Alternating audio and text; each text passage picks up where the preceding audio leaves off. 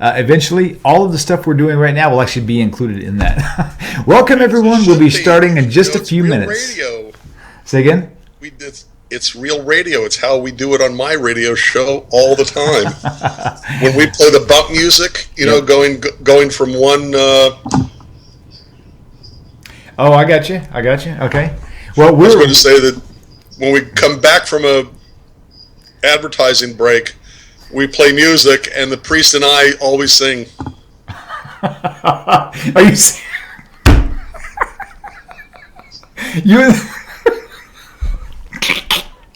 Sorry.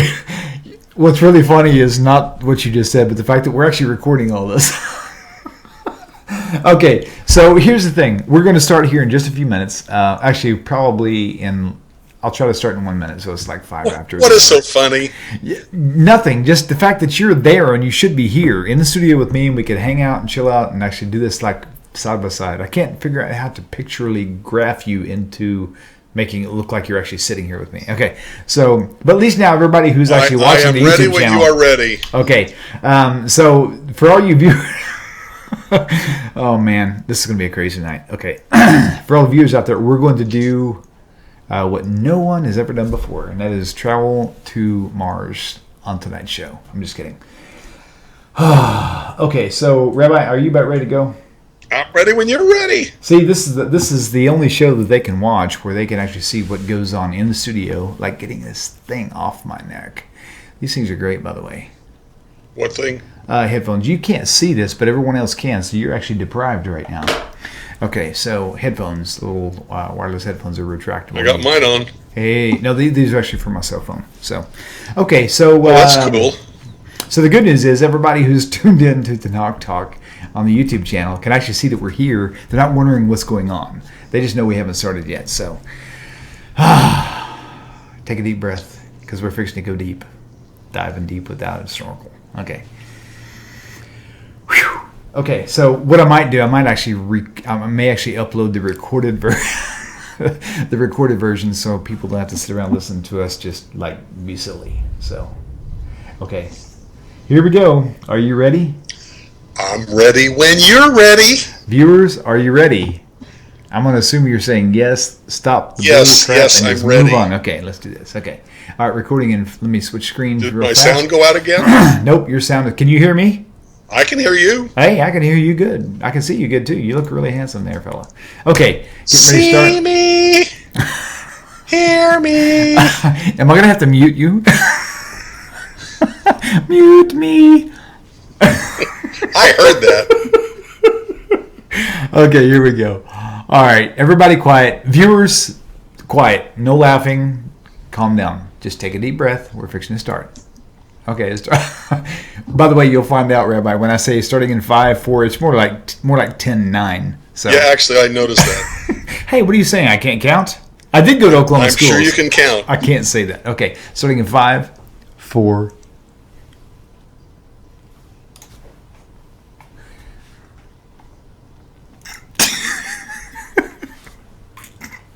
Okay. Deep breath. Deep breath. Here we go.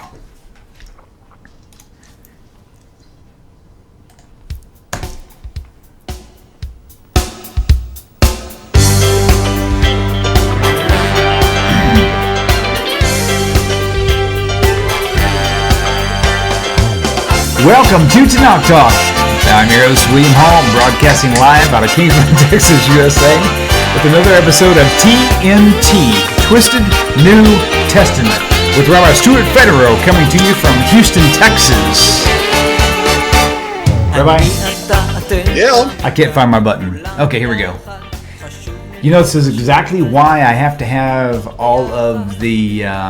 there's 3 scenes that I have put up that roll automatically. And that was the 3 scenes you just saw. Well, you will see. Everybody else just saw. But anyway, it's actually quite tricky. So there we go. I'm so glad to have you back in the studio again. It's been a great week. Glad to have you and all the viewers tuning in for this. This really, I find it very humorous a lot of times. Very relaxed. That's the thing I like about the most is it's very relaxed. It's like 2 friends sitting in a coffee shop and everybody else is just watching unless they decide to call the number. Which would be a good idea. Otherwise, we'll have nothing to talk about. Man, in fact, you know what? I think that they might find it very troubling right now if they did call. Would you like to know why? You forgot to turn on your phone? I'm logging in right now. If you'll wait for about 1 minute, the phone lines will be open. Rabbi, I had a really, really good call from a gentleman today who actually posed a very legitimate concern. Let me type this in because I am not the greatest at multitasking. Let's see how well I did typing while I was see, login failed. See, as I was talking, I missed a letter. Let me try that again. Okay, quiet in the studio. Shh. Okay, all bets are off. We're good. It accepted it. Yes. Okay, great. So this talk really came up, and again, I'm only bringing this up because I really do find it as a very legitimate concern and a very legitimate claim that there are certain things that really should be addressed. You are very well aware that there are there's a lot of money being invested in Jews for Jesus in Israel and all the other Messianic organizations. Well, the thing is, Jews for Judaism estimates about $350 million a year.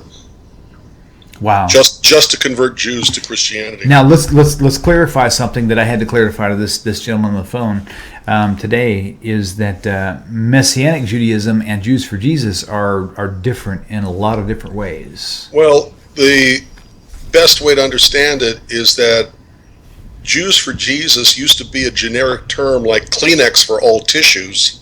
I will explain just because I'm not as fast as most. All right. Well, a generic term means something that is used to cover a whole bunch more. So, for example, Kleenex is only one company that makes tissues. Right. Tissues are also made by I can't think of any, but other organizations, other companies, other corporations, other manufacturing plants. Okay. But we'll sometimes say to somebody, hey, do you have a Kleenex? And what they're really asking for is any tissue, not just one made by the Kleenex Corporation. Okay, got it. So it's a generic overall term covering all of that kind or type. And so Jews for Jesus used to be a generic term for all ex-Jews who are now part of the Christian community, whether they call themselves Messianic Jews or what have you. Let me insert, if you don't mind. Go right ahead. There is a difference in a Messianic Jew and a Jews for Jesus, meaning that... No, but yes, I know, but okay. the difference is very real and very large, but True. The term that we use of Jews for Jesus used to be generic for all Messianic Jews, Jews for Jesus, Hebrew Christians, whatever they're calling themselves this week. Now, how long ago did this Messianic, forget Jews for Jesus for a moment, how long ago did the Messianic movement begin? I've heard it was like only a couple hundred years. It wasn't like it's been around since Paul's been here. No. And the term Messianic Jew was not used until probably, I would guess, the middle or late 60s, early 70s is my guess. Really? Oh my gosh, yes. Wow. Here's what happened. Okay, it's a progression. It started with a gentleman, and I use that term loosely, by the name of Donald McGavran. Donald McGavran was the author of a book called Understanding Church Growth. And it was a movement in the late 50s, early 60s within churches to do what they can to expand their membership and to have target communities that by missionizing them, they would join their community. Donald McGavran had a section of his book called The Sociology of, now I forgot the whole title, but it was The Sociology of Missionizing. And in his book, Understanding Church Growth, in the section under Sociology of Missionizing, he talked about, not Jews, by the way. Actually, I think they were Pacific Islanders. I'd have to reread the book, but he talked about a prime example of a group that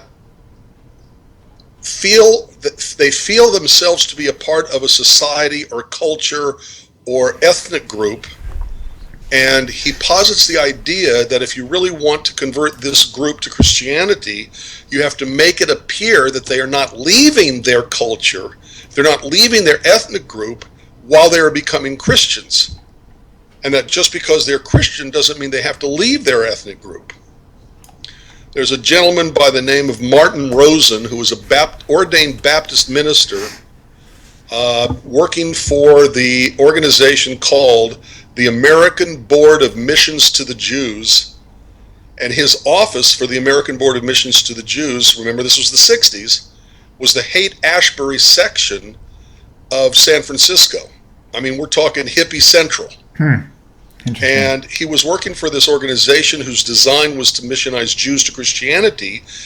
He was heavily influenced by the Donald McGavran book, Understanding Church Growth, and so he completely reworked his mission in Haight-Ashbury of San Francisco. And all of the Christian symbols, a cross, crucifix, whatever, was completely removed. Instead, they brought in Jewish symbols and Jewish ritual items to make the place look Jewish. Just so they could actually capture unsuspecting Jews. Exactly. So they make the place appear to be Jewish, so that a person who was Jewish wouldn't automatically see it as Christian. Okay. He changed his name to Moshe Rosen from Martin Rosen. By the way, he'd been ordained a Baptist minister a full dozen years earlier to this. And he started using, never called Jesus, call him... Yeshua, Yashke. Well, not Yashke. It became Yeshua. I'm not sure if it was that soon after Moshe Rosen created this group. He changed the name of his organization from the American Board of Missions to the Jews to Jews for Jesus. Oh, really? It's the same thing then? Oh, exactly. Really? Well, exactly.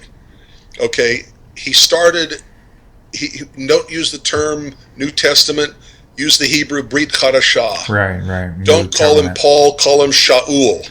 Wow. Hebrew for Saul. In other words, he followed the advice of Donald McGavran. Pause. Interruption. Was Paul a rabbi? Absolutely not. Thank you. You want to elaborate on that while we... Well, very quickly, the term rabbi didn't exist as a title, okay, until after the destruction of the Second Temple in the year 70. Didn't know that. Okay, well, that's how Christian scholars, mind you, date the books of the New Testament, especially the Gospels, because really more often in John, but I think it's also used once in Matthew, which probably was a later insertion into Matthew. But the term rabbi is used more often in John, the Gospel of John, certainly than in the Synoptics. That's one of the reasons why Christian scholars date the book of John to after the destruction of the Second Temple. Okay. Because that's when that term would have been used. Okay, question for you on the titles. Rav, okay. Rabbi, Rebbe. Okay, Rav, Rabbi, Rebbe are derived from the same root, Rav meaning great. The idea of being great in knowledge. Okay, so what I've always heard as a Messianic is Rav Shaul, if you will. Yes. Okay. Okay. Derail. Okay. There's a progression of terminology for the word Rav and then eventually Rabbi. Okay. Now, Rebbe is a very personal term, right? Like more intimate, sort of. Rebbe is more of a Eastern European pronunciation that you found more often, if not exclusively, in the Hasidic community. But is it more of an intimate approach to the title? Probably. Okay, cool. Okay, I'm not. Sorry, I have no idea about the intimacy nature of it. Dude, seriously? Oh my gosh, that was so loud. Wow, that was a junk phone call too. Okay, all right. Well, okay, but let me go back to the progression. Got it. Okay. So you've got this guy Martin Rosen, who changed the name to Moshe Rosen to make himself sound even more Jewish. Right. He's talking about the Jews for Jesus all the thing, right? Of Christianity of his place to make it look more Jewish. Okay. Okay, and you've got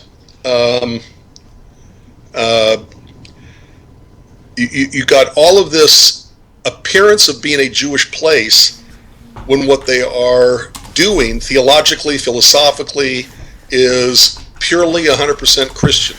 indistinguishable between the groups that funded them, which were and still are the Assemblies of God, Southern Baptist Convention, Lutheran Church, Missouri Synod, and I'm missing one. I always do this, but at any rate, there's a fourth one that were major funders of this group. And lo and behold, when it made it look to Christians, when it made it look to Jews that they were not leaving their ethnicity and their culture by becoming Jews for Jesus, his word, his name, his place, okay, it worked. And there's I don't know if it's still in existence. They probably got so much flack for it that they, discontinued its use. But there was a story of a woman who was talking about, Rav Shaul this, Miriam that, and whatever at the time. Probably by that time they were using the word Yeshua. Now, would they have used Yeshua or Yehoshua like Joshua? I mean, probably they'd have used the word Yeshua. Really? But okay. it's not as old a usage as you might think. Okay, go back to the 1800s. Go back to all of these missions to the Jews. Go back to England, which always had a mission to the Jews. Okay, in the 1800s, you had them in the United States. As a matter of fact, the second president of the United States was on its board of directors. John Quincy Adams, Right. somewhat later. Right. Anyway, the point is that if you look in their literature, I don't think you're going to see the word Yeshua at all. I think it's a much later development. Okay. Or invention, I should say. But the point is that it worked, and they started getting successes in the Jewish community, so that you would have people who were Jews who were now part of this Jews for Jesus organization created by Martin Rosen in San Francisco. Interesting. But what do you do with them? Right. Okay, if they have been brought into Christianity without having to use the word Christian, you can't send them to a church to continue their development as Christians. You have to now create places for them to go so that they don't then have to confront the fact that they're out of their society and culture and ethnicity. Well, one thing that stood out to me in the general scheme of things is the difference between Jews for Jesus and Messianic Judaism. No, but that.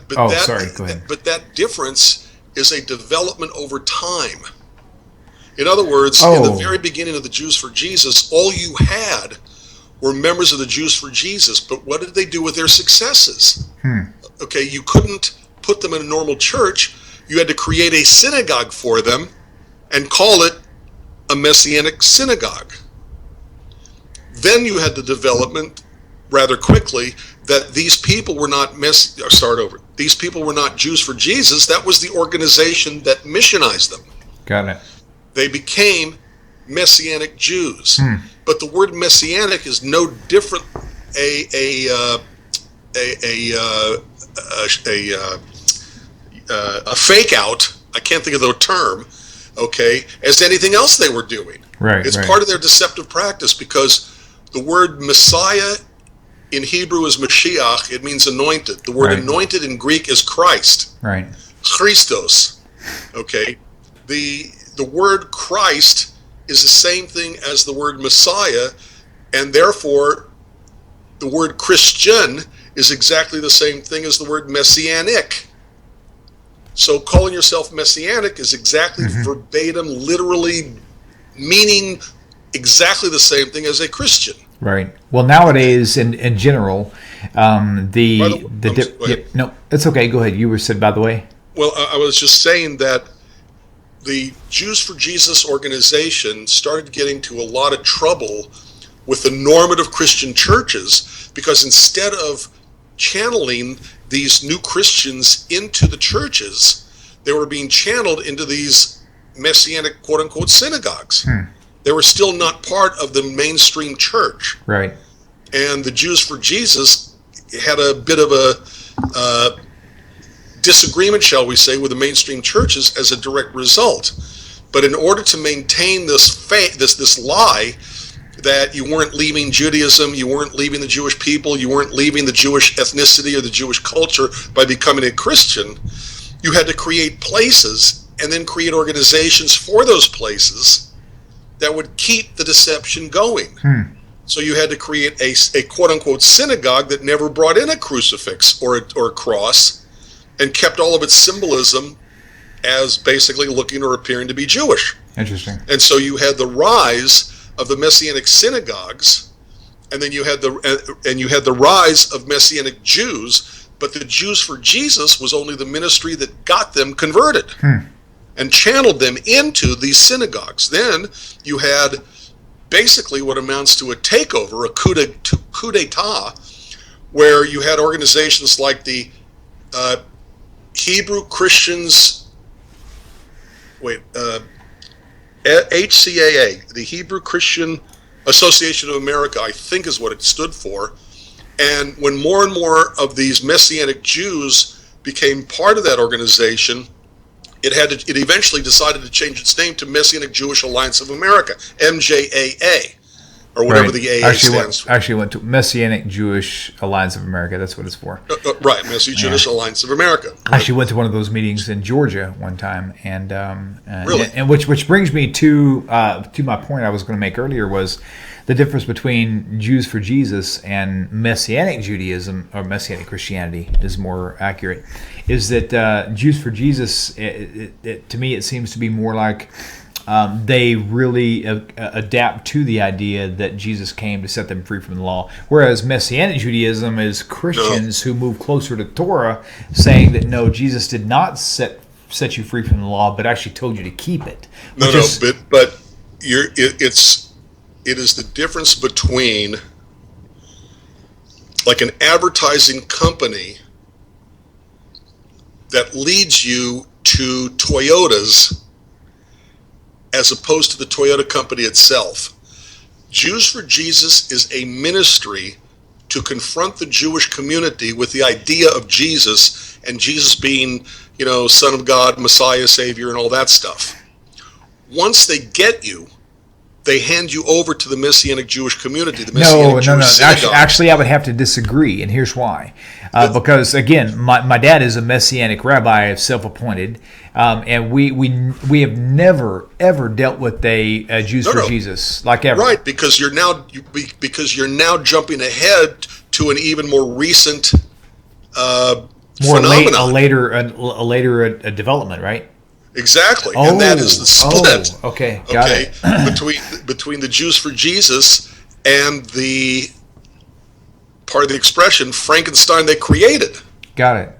Okay, because now you've got the entities of MJAA, right, and the other one UMJC, Union of Messianic Jewish Congregations, or something like that, which used to be the Union of Hebrew Christian. I forgot already what it was, but at any rate, again.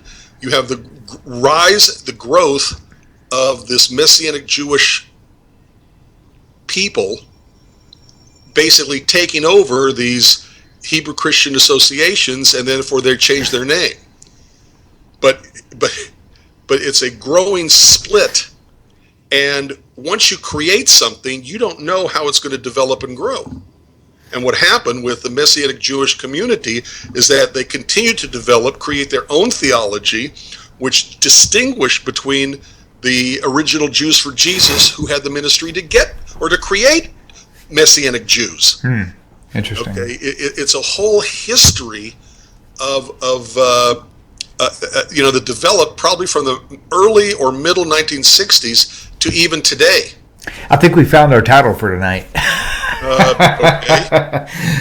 Well, I'll complete the thought that I started off with is the Messianic Judaism that I have known for about 4 years, up until 3.5 years, up until the point that I left it, and even now that I am somewhat. Sorry, I have to sneeze. I was trying to spare you by turning down the volume. I don't know when it's coming, but I'll try to turn the volume down when I sneeze. You do fine if you don't find. Hey, this is real. Yeah, this is radio, live stuff. Yeah, this is live stuff. Okay, so, and by the way, what you're watching, at most, you're missing a 30-minute lag, 30-second lag, maybe 25 seconds. So this is live stream. Okay, so what my experiences has been with the Messianic movement is very much completely opposite of Christianity. Even though absolutely, because yes, I agree with you completely. As it has developed, I'm totally good with that. In fact, that sounds like you and I need to talk more about how it was in the beginning at a later time.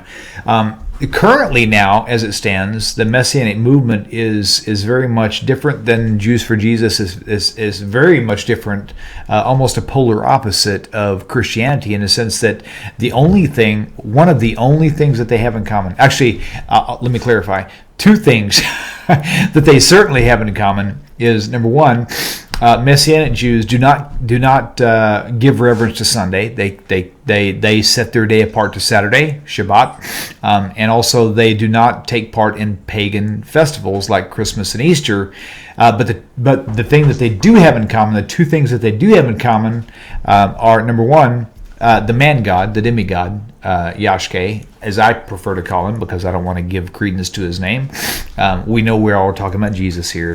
I'm not being disrespectful. Right, I'm just simply, okay. The second thing is the fact that even Messianic Jews disrespect the law of the rabbis. They completely disregard. They copy it, then they disrespect it, unless they have a verse or line or sentence that they can use. Oh yeah, totally. To promote themselves in their theology. The whole yarmulke. If you ever see, someone wearing a yarmulke, especially in the States for sure, and they've got blue tzitzit that's clearly, well, number one is it may be techelet, but it also may not be. It may just be cotton. Just automatically know that's probably a Messianic person. Again, just pointing them out ahead of time. But the differences they have is they really do try to avoid. That's probably the safest direction to go. Is the Messianic Jews now of today, at least here in the southern region, where Texas and the whole 9 yards, is they do avoid the pagan festivals of Christmas, Easter. They will, in fact, they'll even try to go above and beyond in the sense of ignoring birthdays, just so that they can say, you know what, the Jews are even evil because they do all this other stuff, and we don't. We're really holding true to Torah. We follow the moons. We don't follow some preset calendar. And to me, it's really, William, it's sickening. Anyway, do you know why, for example, they don't do a Sunday church anything? I know why I was taught why they don't is because of the Sabbath day. It's a true teaching on the Sabbath as far as the Messianic Jews. Tell me what you have heard. It's not that I've heard, it's what I know, is that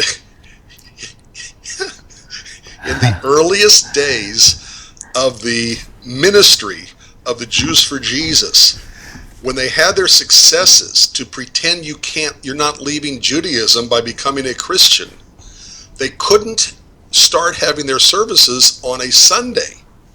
They had to do services like the Jews did them on Saturday. Otherwise, by having it on Sunday, that had been a really good clue that they were leaving Judaism. Well, so in order to mimic, remember something.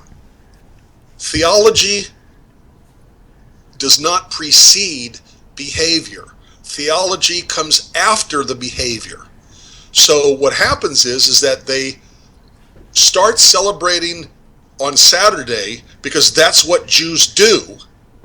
And then over time, you have this development of the theology that says, well, we only do it on Saturday because that's the real Sabbath, and we eschew the whole idea of Sunday because that's, pagan. But that is a theological explanation that post-dates the behavior. Interesting. Okay. That may be the case. However, with that said, I know that as when I was a Messianic, the reason why I kept Sabbath day was actually before I became Messianic. This is why I'm thinking it was just the opposite for me, is because as I started, and what's really interesting is the New Testament itself. Let me ask you a question. Yep, go ahead. How old are you now? What year is this?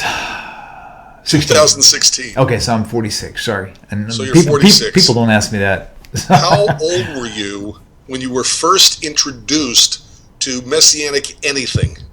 To the Messianic movement, it was, I think, when I was 41, I think, roughly. Okay, so 41 40, minus 41? 46 is the last 5 years. Right.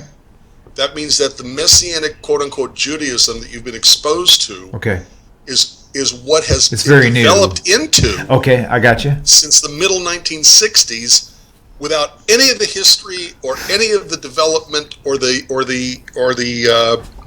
process of becoming what it has been the last 5, Right. even 10 years. And I'm okay with that. And keep in mind that my whole discussion on this, leading into this now, is about how they stand currently, what they currently are.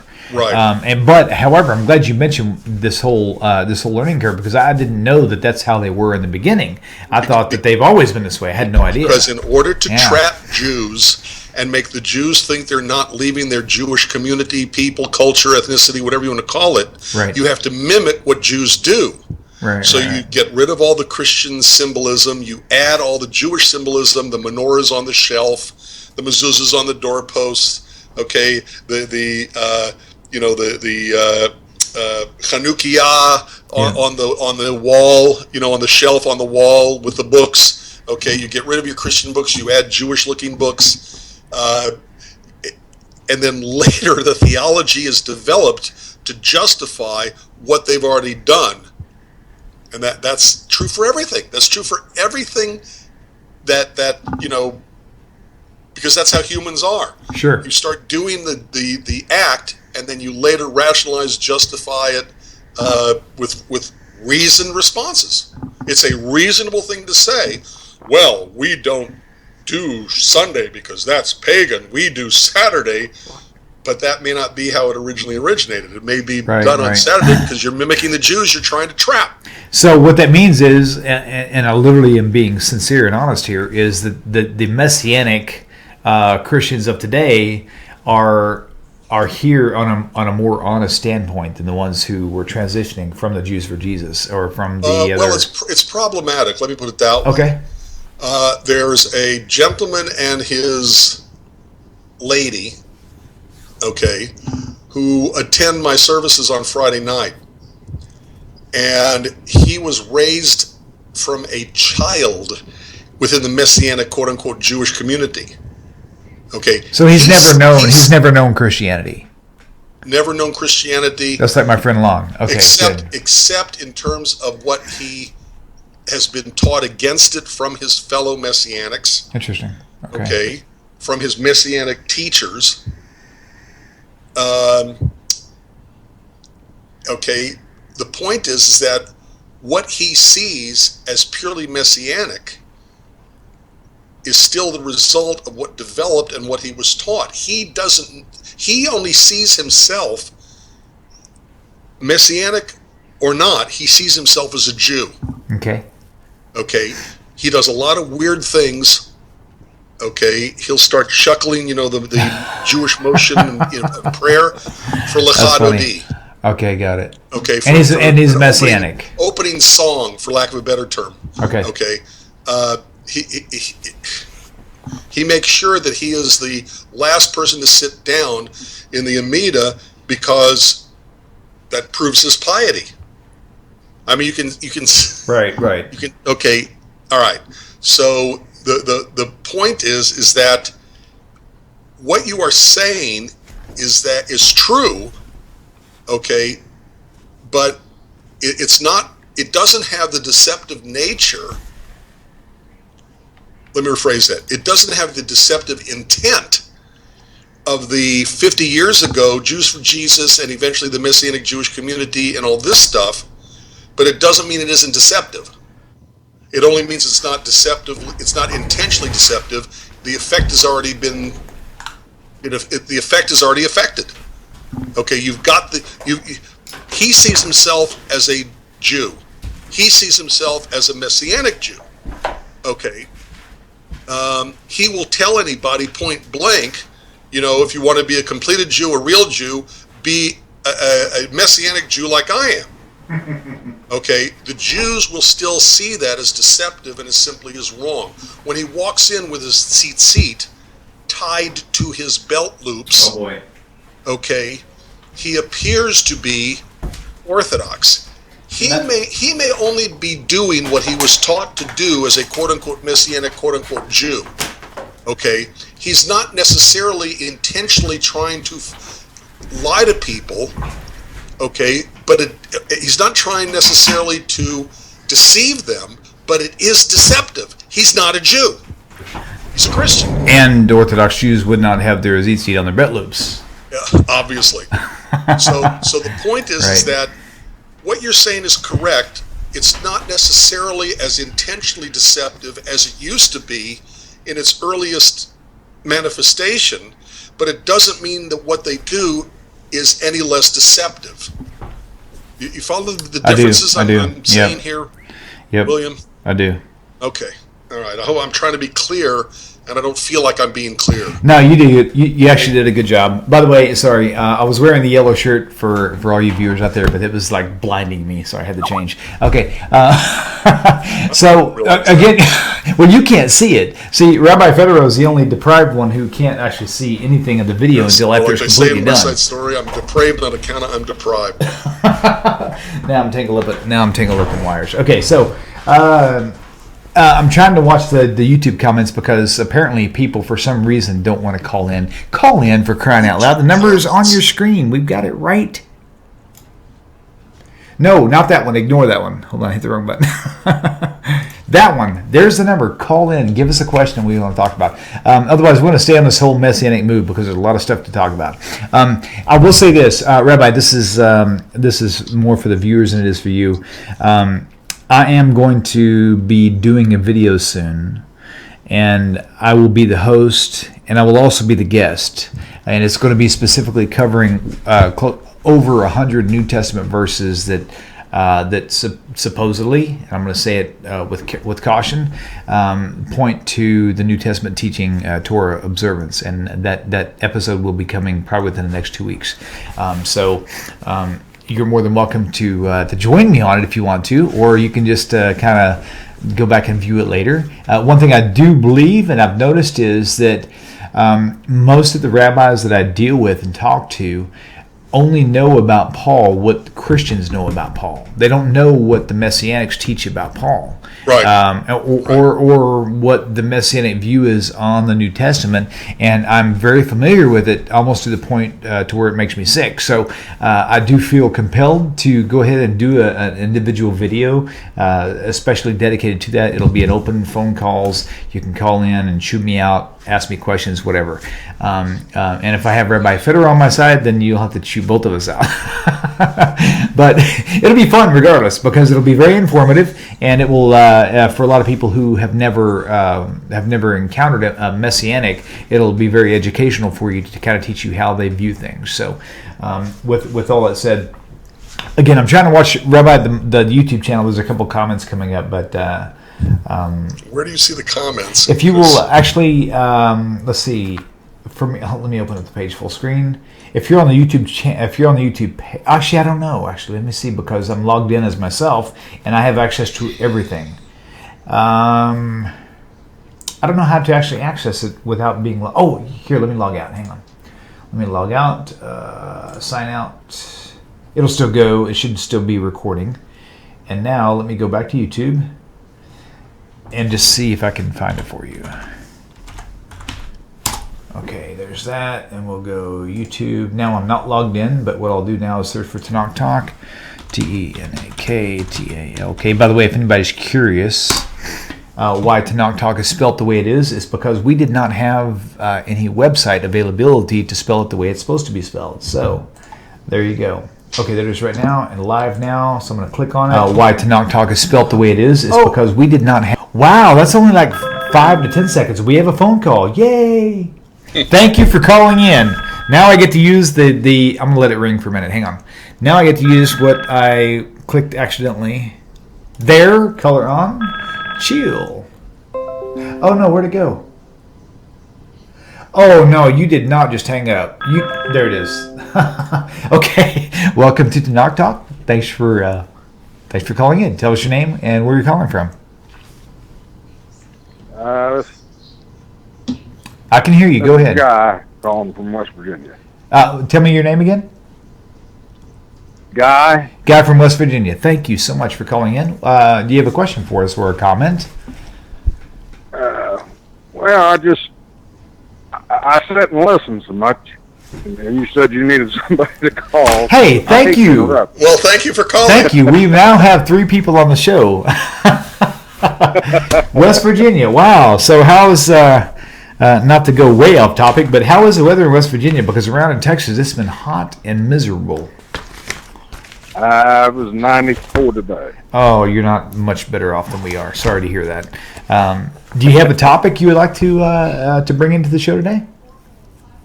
Well, I love watching your show. Okay. I love Rabbi Federow and Rabbi Singer. Okay. Thank you. But I just, I don't know. I just wanted to thank you for doing the show, and that way we can all, learn something. But my question, I guess, would be: is there an awakening taking place with people? That is a great question, and I totally feel you. I totally feel you. You see, I was brought up when I was a kid in Trinity Church. Okay. And then my wife and I, later on in years after I got married, we started an apostolic church. Right. And they call them Jesus only or one God. Right. New Testament, mainly.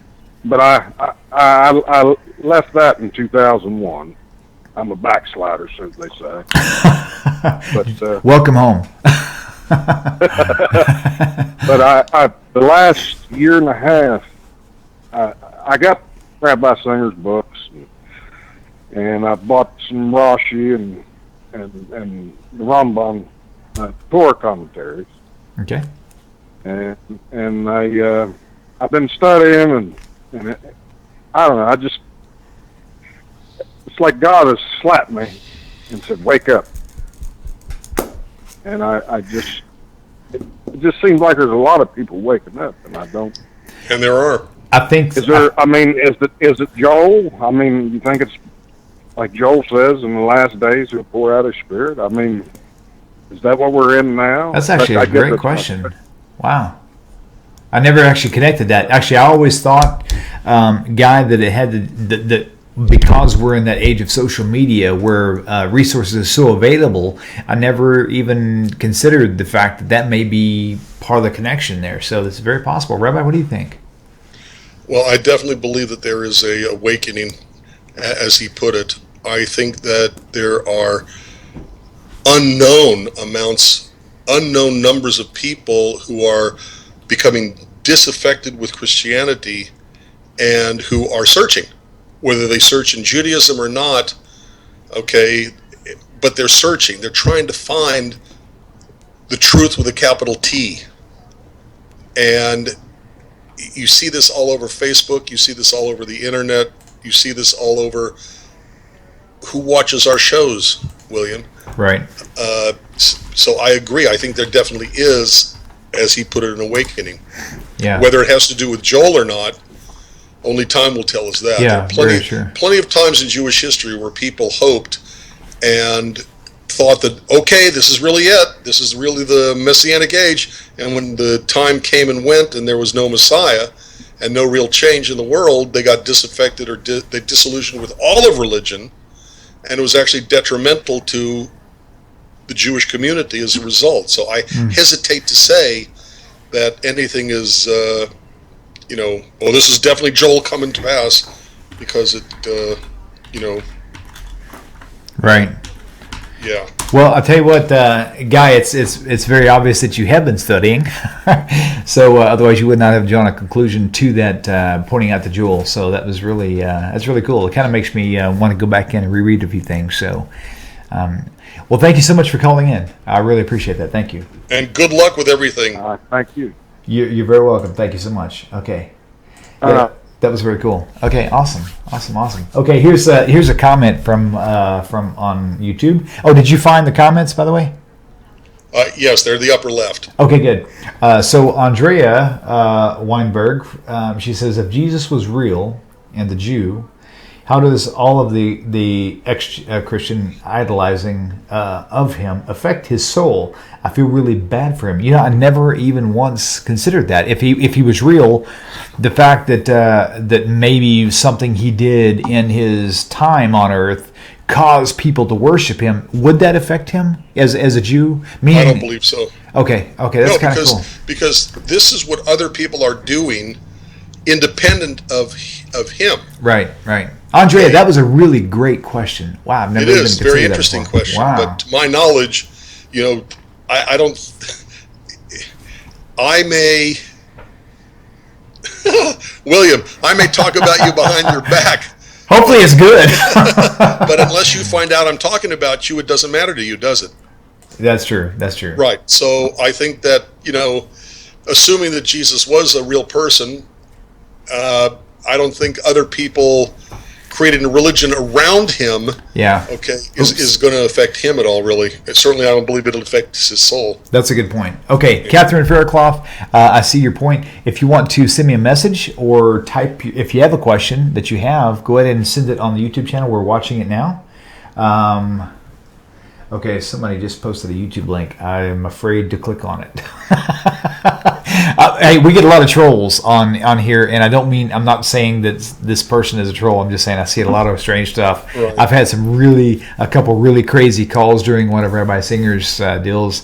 This lady called in, and she was like, at first it was kind of subtle, but then by the end of her statement, she was like, praise you, Yashke, whatever. And I was like, okay. But the cool thing is that I really want those people to tune in, because I really think that if they will continue to watch, like tonight, and they would listen with an open mind, they might actually learn something. So, I've got someone from a Facebook group, and I think you may have seen that post.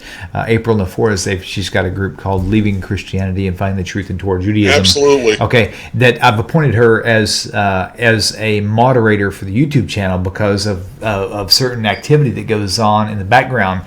And a couple times I've actually had to go and block a couple users because they would actually use profanity like crazy. I'm thinking, I don't mind trolls. If you want to come and watch and try to teach us something, that's good, because you may learn too. But if you're going to be disrespectful, we need to actually take some action here. So with that said, okay, the same person that posted the YouTube link says Christianity, the Talmud, and the Kabbalah by Rabbi Y.Y. Jacobson. I don't know who that is. Thanks for posting that. I'm sure it's an thanks, Stefan, but it's a Orthodox website. Okay, that's actually cool. I would like to. Hey, thank you, Stefan, for actually posting it. I'll check that out for sure. Okay, welcome to Tanakh Talk. This is William. Please tell us your name and where you're calling from. Hi, William. This is Fernando again. Fernando! Thank you for calling, my friend. How are you? It's good to see you again. Good to hear you again. I'm doing great. Perfect. The reason why I'm calling is first to tell you that you have 28 people watching, not 3.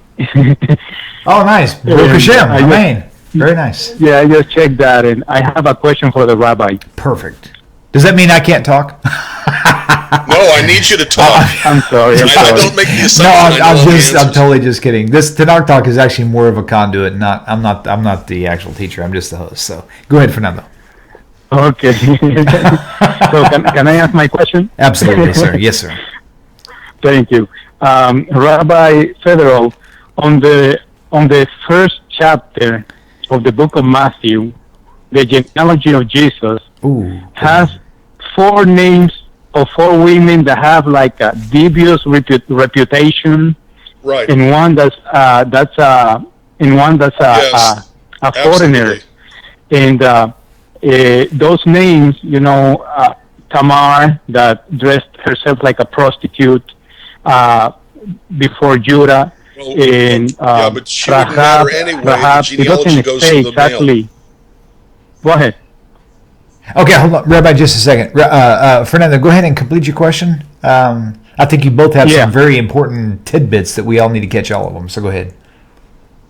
Okay, can you hear me now well? Yes, sir, go right ahead. Okay, in the first chapter of the book of Matthew, there are 4 names of 4 women that they have dubious reputations. Okay. One is a stranger, a foreigner, and the other 3 are women that have been in some things that are not good for a woman's reputation. Now, one of the names that intrigues me the most is the name Rahab, Okay. that appears in the genealogy, and I don't know where Matthew gets that name from. Interesting. Okay, very good. Okay. Rabbi, I'm pretty sure that is at the spies. I'm pretty sure that's a reference to the prostitute Rahav, right. who let the spies into. Yeah, what's right. Wait a minute. Right. Jericho. Not Jericho. I'm sorry. Jericho. Yeah. I guess it was right. Right. Remember, the walls were so thick, in the wall could be an actual room, house, right? And she had a room in the wall and enabled the spies to escape out of. But where would he have gotten the name from if it was or was not in an original genealogical count? Is that Fernando? Help me out here. Is that kind of what you're asking? I mean, where would he have gotten the name from? Is that what you're asking? Yes, correct. Yeah. Because it's not. Because I was checking in the book of Esther. Okay. And I saw the genealogy of David all the way until David in the book of Esther, the last chapter. But it says that Salmon is one of the grandfathers of David, but he doesn't say anywhere who he married. If he married Rahab, in the Jewish tradition says that Rahab, if it is the prostitute from Jericho, she married Joshua. So why would Matthew put that name in the genealogy? I'll go ahead and hang up so you guys can continue. Okay. All right. Before you hang up, let me point something out to you. Okay, Fernando, you still there? He's still here. I'm here. Okay. Remember that genealogies in Judaism only go through the father. Okay, the author of Matthew, whoever it was very well aware of this. That's why only a woman who was well known would be named, and as you pointed out, only the women who had a positive reputation would be pointed out. Okay, but there are extremely few women named because the author of Matthew, whoever it was, knew that the women basically were irrelevant for genealogies because lineage only goes through the father. Interesting. So when Solomon begat Boaz of Rechav is named, but the genealogy doesn't go through her, it goes through Boaz. Okay? When it says, pick a verse. Okay, Matthew chapter 1, verse 10. Ezekiel begat Manasseh, Manasseh begat Ammon. None of the wives of Ezekiel or Manasseh or Ammon are listed because they're not relevant to the genealogy. Lineage is through the father, not through the mother. Going back all the way to Numbers chapter 1, when they're talking about doing the numbers, in Numbers, it says you will count by the house of the father. Okay, let's Numbers chapter 1. Let's see. Numbers chapter 1, verse 2. Take you the sum of all the congregation of the children of Israel after their families by the house of their fathers. Okay, that gets repeated. Numbers chapter 1, verse 4. And with you there shall be a man of every tribe, everyone head of the house of his fathers. Okay, let's see. Chapter 1, verse 16 of Numbers. These were the renowned of the congregation, princes of the tribes of their fathers, heads of thousands in Israel. Lineage in Judaism was always traced to the father because inheritance rights came through the father. Citizenship rights, okay, come through the mother, but inheritance rights come through the father, and that's the important part of who your dad was, because you inherited through your father. Okay, so there's no reason to have women named in the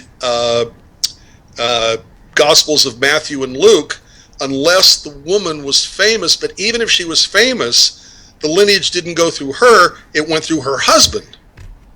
She was only named because she was famous.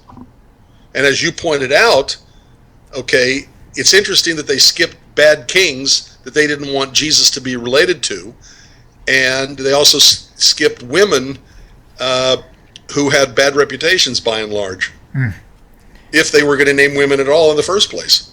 Fernando, did that cover your thought? Yeah, definitely, yeah. Mm-hmm. Okay, awesome. Thank you so much. Hey, thank you for calling in. It's always good to hear your voice, man. Thanks for tuning in. All right, thank you. Hey, you're very welcome. You're very welcome. And a big shout out to my dear friend, the sweet brother, man, Baruch Cantor. You're awesome, dude. Thanks for watching. That's awesome. Still watching the Facebook comment. I'm sorry, the YouTube comments. I'm sorry, I'm not on Facebook. Can only do so much multitasking. Okay, Numbers 36 deals with this. Jacob Daniel, another one of my YouTube moderators, says that Numbers 36 deals with this somehow, I guess. Okay.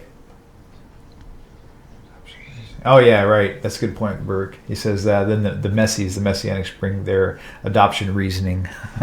So true. So going back to the genealogy, tell us a little bit about because your specialty really is with the Gospels, and I know this. Tell us what you know about the contradictions in the Gospels, about missing. It's almost like they plucked names out to try to match the magic number so that it seems so super spiritual. For example, Matthew's. Okay. Is it Matthew? I think it's Matthew. Who says that it's going to be 14 generations from here to here, and 14 generations from here to here, and 14 generations from here to here. Go there. In order to get 14, they leave out some of the names. Okay? Okay. Take it away. Either Matthew or Luke. I can't remember which one who does that. Okay. In order to get 14, because of this, they want to make it look like, well, every 14th, there's got to be something important, and the last 14 must have been Jesus, so it's got to be somebody important. Right. So they skip generations in order to make sure that they're only 14. Okay, that's one thing.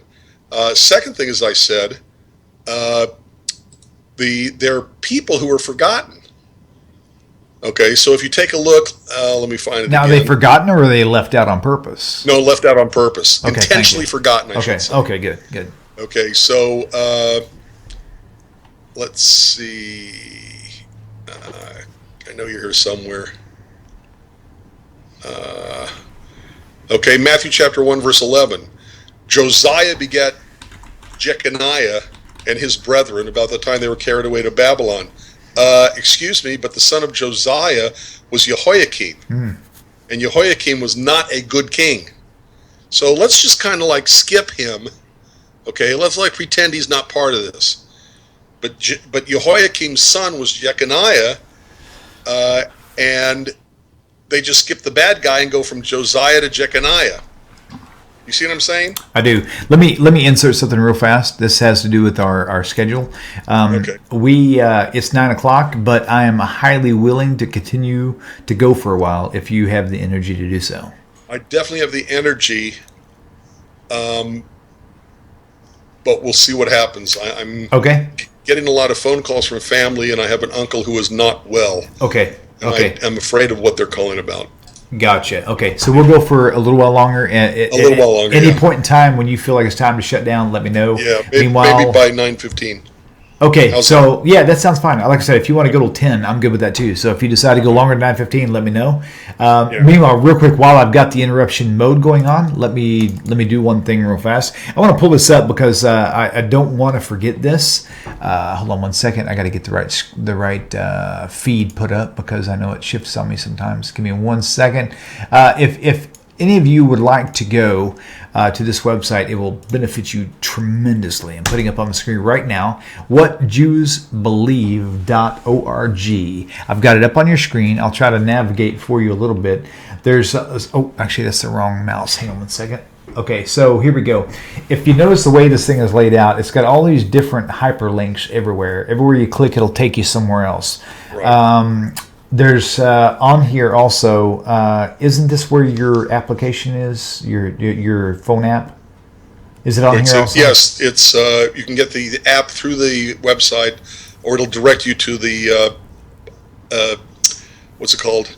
iPhone place or the Android place.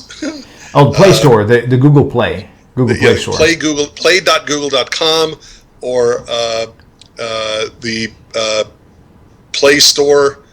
or the iPhone store, whatever it's called. Whatever your app search device is on in your phone, if you have an Apple or if it's an Android. For Android, I know it's Google Play. If you go there and just search for Jewish Mission Control. Exactly. It's Jewish Mission Control. It's a not the response. It's a response to Christian missionaries. Right. Basically having all the information that's on my website, what Jews believe. Right, and if you notice, I'm hovering over this thing is one person cannot die for the sins of another. If you click on it, it'll take you to a whole nicely well explained explanation of the whole thing with more hyperlinks. So this website is completely filled with all kinds of cool stuff. Now, what I didn't pull up yet is Judaism. I'm going to type that up, and Christianity. Yes, I'm a pecker when it comes to typing. Don't laugh. I forgot what the last letter I typed. Hunt and peck method. I hunt for it and I peck it. Okay, Judaism and Christianity, a contrast. Oh, sure. Of course, it didn't pull up. I had to type in a contrast here. Hang on one second. If you don't own this book, you really should actually get it, even if you already know the answers. I've mentioned this before, but this particular book is fascinating in the fact that it's compact, meaning it's got a lot of tightly packed power wrapped up in a tiny package. So if you're not much on reading like myself, I'm more of an audiobook type of guy, this is definitely the book for you. If you really enjoy reading, you want to get Rabbi Tobias Singer's book, Let's Get Biblical Volume 1 and 2 with the CDs, because it's like loaded with like tons and tons of reading. This is a really again, it's just a really tightly packed, explosive stick of dynamite. It's gonna really just show you the major differences between Judaism and Christianity / Messianic thought altogether. It's really amazing. So you can get this on Amazon. Obviously, everything on Amazon Kindle is cheaper than the paper, but my wife would tell you paper rules. Rock, paper, scissors. Yeah. So with that said, you definitely want to check all these sources out. Okay, Rabbi, I took up 5 minutes of your time. Let's move on. Okay. Catherine writes in on the comments on the YouTube page. Yes, thank you, Catherine. She said she couldn't call in because of her right, phone but call, she typed in a question that the Rabbi and Tyler pointed out this 14 thing, the 14 generations from Adam to whatever it was, then 14 generations from whatever it was to Jesus or something, whatever. Right. He was also trying to explain the Nazarene idea, but I didn't quite get it. Is there time for that? I'm not sure what he's referring to when he's talking about the Nazarene idea. Okay, probably the line in... Wait, can I insert something with the Nazarene word real quickly, if you don't mind? And I'm sure it'll tie in. It has to somewhere. Because... I'm pretty sure that what he's talking about is coming from the Gospel of Matthew, okay, and now the prophecy doesn't say anything about a 23. Nazarene, right? It says something different. Nazarene idea. I think that's what he's probably referring to. What she is referring to, and that right. is the last verse, Catherine. Chapter 2. At the end of his wanderings, Jesus came and dwelt in a city called Nazareth, that it might be fulfilled, which was spoken by the prophets. He shall be called a Nazarene. Now, where in the prophets does it say that? Nowhere. Why? And I'm pretty sure that's what the rabbi was talking. It's got to be. It's because it doesn't say Nazarene. And what happens is the Christians will start making this whole, the word Nazarene and Nazareth. Or they'll use the word Netzer, which is branch, and Jesus was the branch of David. Right. The Messiah is supposed to be the branch of David. Okay, so... That's a great question, Catherine. Thank you for bringing that in. But the point is that Matthew makes it look like this is a quotation from a prophet. Quote, he shall be called a Nazarene. End of quote. Right. When Matthew says... that it might be fulfilled which was spoken by the prophets, quote, he shall be called a Nazarene, end of quote. Matthew is saying that the sentence, he shall be called a Nazarene, was spoken by a prophet in the Tanakh. And that's simply wrong. It's made up. It's not there. There's no place where the verse, he shall be called a Nazarene is to be found in the pages of the of any of the prophets. It's not there. Gotcha. So Okay. I'm pretty sure that's probably what her rabbi in her town was talking about when he talked about the Nazarene idea. I'm not. Yeah, sure actually, Catherine just confirmed that is exactly what she was referring to. Okay. Very good. Right. Nicely done. Nicely done. Okay, have you got 7 more minutes in you, plus or minus? I've got 7 more minutes. Okay, phone lines are open. Phone numbers are on the screen. I made it simple for you. Took off the 9-5 Bible and put the actual digits, just in case for those of you who have cell phones that don't have letters attached to your numbers. 855-952-4253. Call in. And by the way, real quickly, I want to throw this out there. This is actually a pretty good viewing night. This is more viewers tonight than we usually have. Go to Facebook. I'm serious. The Tanakh Talk Facebook page. Go to where it says events. I've just started back up with creating events for every show. If you will subscribe to those events, you will get alerts anytime I make a modification to it, whether it's a date or a time or a start time, it will alert your Facebook page, or your own little world, and tell you exactly what I'm doing minute by minute. So I'm telling you, if you're not doing that, go there, subscribe to the events page. You need to do that. Well, that'd be great for stalkers. They know what you're doing minute by minute. I love stalkers. Especially the talkers, ones, not stalkers. Especially the ones that work at HEB, the stalker, night stalker. Okay, never mind. Just a joke. Okay. That was good. That was actually one of my favorite jobs years ago. Was actually night stalking at a grocery store. That was a lot of fun. Right. That you could listen to your iPod music. One more thing. Yes. Just real quickly, Jacob. We were talking about genealogy only going through the father. Okay. Okay, and one of the people commenting on the YouTube page for Tanakh Talk, Jacob says Numbers chapter 36 deals with this. Right. He was referring to the actual Salafchad. Legitimate chronology, right? Yes. Again, Okay. everybody who's actually seeing it, Jacob Daniel is one of my moderators for YouTube. So be kind to him because he has the power to kick you out. Just agreeing with him completely. Numbers chapter 36 Nice. is where the daughters of Salafchad. Should I pull that up, Rabbi? Yes. Go Okay. right ahead. All right, let me do that real fast. Give me just a minute. Keep talking. I'll go ahead and pull this up. Give me a minute. Okay, so the daughters of Salafchad. Okay. Basically, because they were women, were not at that point in time allowed to inherit. Oh, right. Okay, and they were basically lawsuit. They were suing, basically taking to court the unethical situation that they were in, because they were basically all sisters, which means they had no brothers, which means who would do the inheriting of their land, their property, when their daddy died. And so they say, look, this isn't fair because we should be able to inherit. We have no brothers. What happens to the land? We're out of luck because then our income goes away because everything that we have is gone. Okay, so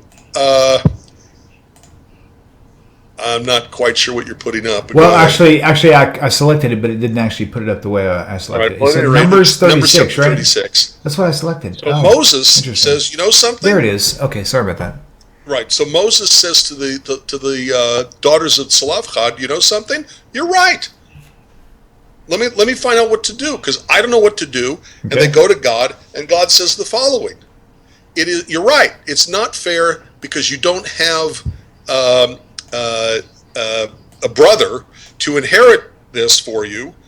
You will inherit, however, if the daughters were to marry outside of their tribe, then the land, the property that would normally have stayed within the tribe would now go to the tribe that their husbands were part of.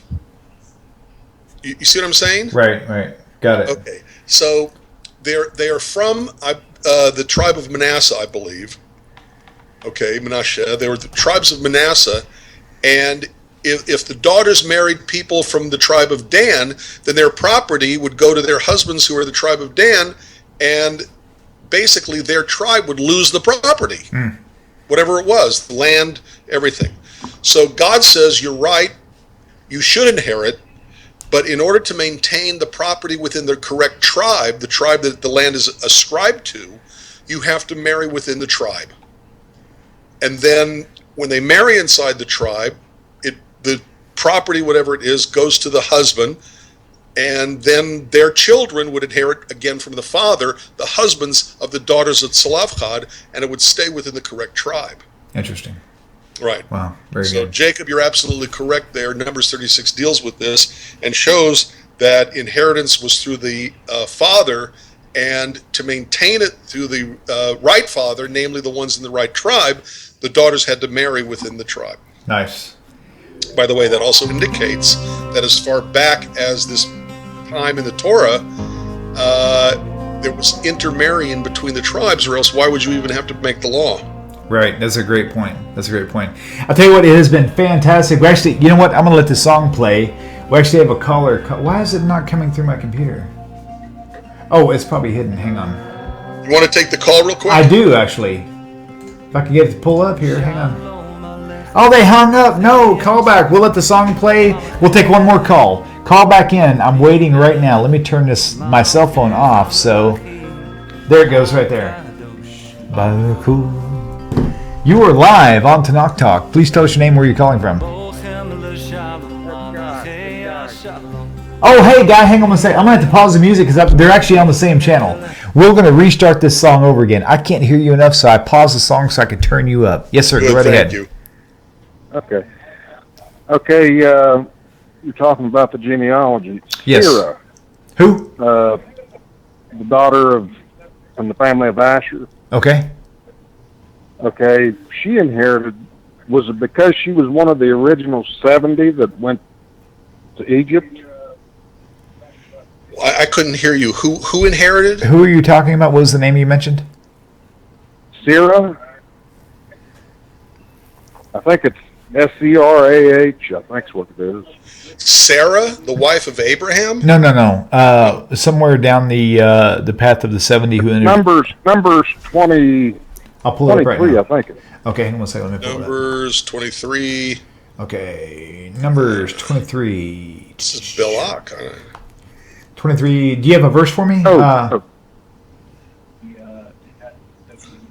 What verse do you have, Guy? I think it's verse, let me find it here. It's between 40. Oh, way down. Okay, got it. Oh, actually, we go up to 30 on verse 20 on chapter 23. Numbers 23 goes up to 30. Yeah, 23 is Bilam and Balak. It's not. Because it's talking about the genealogies. Is it? And then I I'm was not wanting sure to what you ask mean. another question. Let's move. How did you spell her name? But I'll let you answer that one first, if it's all right. How did you spell her name? Hello? Guy, can you hear the rabbi? No, not real well. I've only got like 50% hearing. Oh, okay. How do you spell the lady's name that you mentioned? How would you spell it? S-E-R-A-H, I think. S-E-R, not A-R. Rabbi, S-E-R-A-H. Okay. Let me see. If you can't find it, let me look. I'm gonna look. All right. here I too. got a Sarah in Genesis chapter 46, verse 17. No, S-E-R, not S-A-R. Right. S-E-R-A-H is what he said. And Numbers? The sons of... Oh, Zerah, maybe. No, that would be Zerah. Z-E-R. No, it's Genesis 46, verse 17 is the only one that I... Oh, Numbers 26:46. Go to Numbers 26:46. See if that's it. Yeah, I had it wrong. Numbers. Sorry. No, you're fine. Wait. Numbers what? Numbers 26:46. Yeah. Okay. Numbers. Google is awesome, man. If it's right. Okay. And the name of the daughters of Asher was Sarah. In this particular King James version, it's spelled S-A-R. In King James, It's S-A-R. S-E-R-A-H. Okay. These are the families of the sons of Asher according to those who were numbered of them, who were 50 and 3,400. What is this about? Guy, what is your question regarding this verse? I can't hear. I'm sorry. Oh, you know what? That's okay. Are you if you want to type the message in on YouTube, if you're having a hearing issue as far as the signal goes, Can you hear me still? Well, Yes. I'm squeezing it on my ear now. I can hear a little bit better. Okay. What was your question regarding Numbers 26:46 and Sarah? Well, she was talking about inheritance. Okay. And I was just curious. She inherited as one of the 70 that went to Egypt, right? I don't see think that so. in the text. I'm not sure where you're reading that from. I don't think she was part of the 70 that actually went to went down to Egypt, right? Wait a maybe minute. I'm Okay. thinking of something else, but that just went through my mind. Hey, that's okay. What was you had two questions. Right, What was your other question? I can't hear. What was your other question? You had a second question. My other question was my grandfather, because you're talking about going through the father. My grandfather was from Belarus. Okay, Minsk. And when I looked at some of his records, and I just found this out recently, that he was Jewish. Okay. But that doesn't count there, right? It Right. goes through the maternal? Correct. Yeah, because we're talking about citizenship rights when we're talking about the matrilineal line. Citizenship rights are not the same things as inheritance rights. Okay. Oh. Okay. Say it. Okay. In other words, okay, here's the examples that I use. Okay. Let's go to David. Okay. David was born in the United States. His mother was born in Dubai, and his father was born in Denmark. Okay. When David reaches the age of 17, he has to choose his citizenship. His choices of what he can choose for his citizenship would be the United States because he was born here, Dubai through his mother, and Denmark through his father. He cannot say, oh, I choose to be from Kenya, because he has not inherited the right of citizenship through his mother or his father for citizenship in Kenya. Interesting. Okay, and this is international law. Some countries, like the United States, along with other countries, like, for example, the state of Israel or England or Canada, have dual citizenship. Judaism does not. Okay, the Jewish nationhood, okay, you have citizenship rights through the mother, only the mother. Did you follow my analogy? Interesting. I don't know how well he can hear you, but Guy, if you're still listening, we're still connected. I'm going to hang up now because I know you're having a hard time hearing. I'm literally going to click hang up right now. Keep watching. You will be able to hear the answers very clearly through the video. If you have, Rabbi, if you have anything else more you need to add to that, continue so he can get a full explanation. There are two things that we're dealing with inheritance. See, I never knew that. I did, but not thoroughly. That's father good. Is inheritance rights. These are objects or affiliation with tribes. Wow, that's cool. Okay, but citizenship rights, Judaism holds, is only inherited through the mother. In the world society, using David as the example that I gave, if David's mother is from Dubai, David can say, I'm accepting inheritance from Dubai. Or because David's father was from Denmark, David can say, I'm accepting citizenship to Denmark. But because he doesn't inherit citizenship rights to a place, let's say like Kenya, he cannot say, oh, I choose to be a Kenyan citizen. Then he has to follow the laws of Kenya for what we call naturalization. And I don't know, but I assume Kenya as a country, as a nation, has its own laws for how one can be naturalized as a citizen of Kenya. The Jews are a nation. God said to Abraham, I will make you a great nation. Not I will make you a great culture, not I will make you a great ethnic group, but I will make you a great nation. Sometimes people use the word peoplehood, but let's use the word nation because that's what the Bible says. So as a nation, we also have our laws for citizenship. The first law is if your mother's Jewish. The second law is if you are converted to Judaism properly. So conversion to Judaism is called naturalization, is the process of naturalization to become a citizen of the Jewish nation. I'm not talking the state of Israel. I'm talking the people of Israel, but we use the word nation because that's what we are. Interesting. Very As good. God ordained in the book of Genesis, speaking to Abraham, I will make you a great nation. Very good. Rabbi, you have just been very much a blessing tonight. I really appreciate Any way I can help Hey, or you know confuse what? people. Hey, and for all you listeners out there, this closing song is by Joe Buchanan. You should go to joebuchananmusic.com. Is that how that works? Yes, it is. This is my favorite song on the album, and it's just really, really cool. So I'm probably going to let this whole song play out as we close. Go right ahead. But it's just a neat song, and he's just an amazing guy, and he's very kind to let us use it here on the show. So Yes, he is. Thank you for tuning in, and we'll look forward to seeing all of you next week, same time, same place. Shalom Aleichem, as the song would say. Rabbi, it's been a great pleasure, my friend. My pleasure always. Love you. Love you. Love you too. All the viewers, you guys rock, man. Love you guys too. Shalom, shalom. Bochem l'shalom, malachei ha-shalom, malachei el-yom, min melech, malachei hamlachim, hakadosh baruch hu.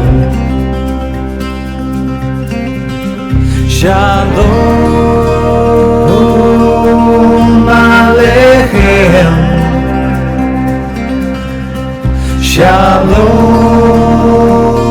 Shalom Aleichem,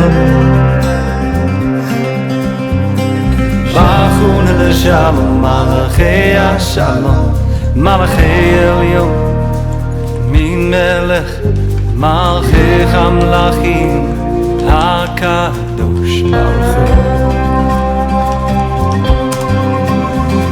Tzedchem l'shalom, malachei ha-shalom, malachei el-yom, min melech, malachei hamlachim, HaKadosh Baruch Hu.